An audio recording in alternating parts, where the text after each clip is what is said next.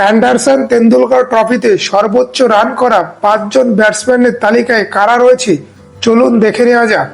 Number 5, Rabindra Jadeja. 3 ম্যাচে 6টি ইনিংসে ৩২৭ রান করে এই তালিকায় ৫ নম্বরে রয়েছে। জাদেজা টানা 4টি 50-র সাহায্যে এই রান করেছে। Number 4, KL Rahul. 6টি ইনিংসে ৩৭৫ রান করেছে, 2টি সেঞ্চুরি এবং 2টি 50-র সাহায্যে। Number 3, Jamie Smith. 6টি ইনিংসে ৪১৫ রান করেছে, 1টি সেঞ্চুরি এবং 2টি 50-র সাহায্যে।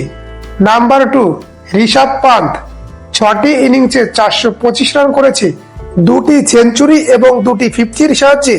এবং এই তালিকায় শীর্ষে রয়েছে ভারতের অধিনায়ক শুভমান গিল।